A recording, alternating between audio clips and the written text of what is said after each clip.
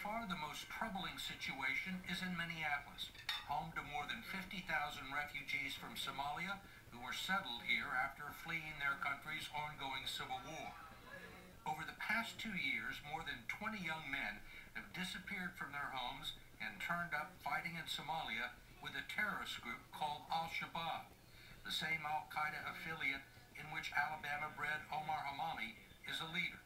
Mortar by mortar, shell by shell, only gonna stop when I send him to hell.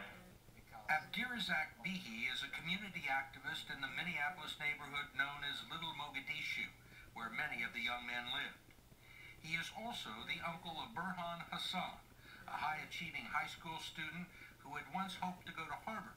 But on the same day that Barack Obama was elected president, he failed to return to his family apartment. Did you discuss with him the situation in Somalia? Not really. He didn't even speak Somali. Did he go for political reasons? Did he go for religious reasons? He didn't have any political at all. His politics might lie in the championship of the NBA or the NFL. Hassan and many of the other young men who left for Somalia spent a lot of time at the local mosque, and Bihi believes that that's where Al-Shabaab recruiters found them and won them over with extreme religious ideology. He was brainwashed by the very institution we have trusted him with. Which institution? Abu Bakr Siddiq Islamic Center. Abu Bakr is the largest Somali mosque in Minnesota. The imam, Sheikh Abdur Rahman Sheikh Omar Ahmed, was placed on the no-fly list, but his name has since been removed, and he denies any involvement in recruiting any young men to fight alongside Al-Qaeda in Somalia. Where do you think these 20 young men got the idea to leave their parents and go off to Somalia and fight with this terrorist organization? The world is very, very small today. It's open to any ideology that comes in one place in the world. You read it immediately in your internet. You know the youth. Nobody can control their minds. But someone helped the young men get passports, plane tickets, visas, even rides to the airport.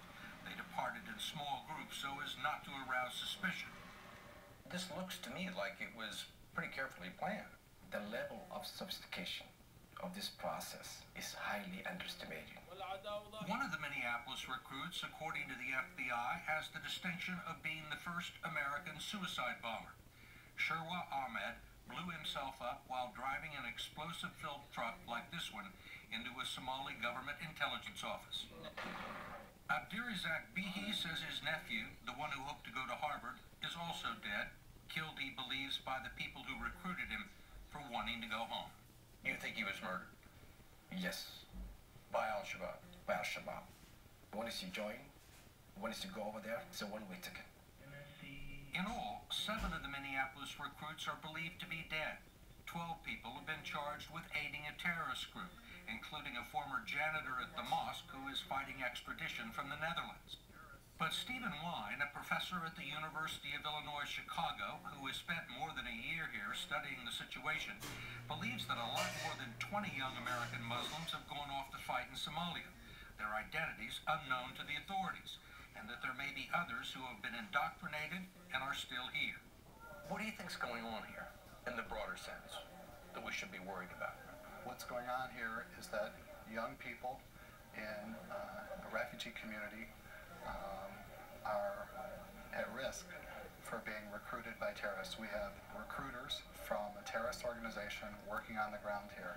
We have hundreds of youth who have been radicalized. We have no policy answers to deal with those issues as a country. It's possible that some of the young American Muslims who have gone off to fight in Somalia will eventually come back, just as Faisal Shahzad and Najibul Azazi did when they returned from Pakistan, more dangerous than when they left. Every day we can't be confident we've caught every one of them. All it takes is one or two that get through the net. That's correct. We can't miss.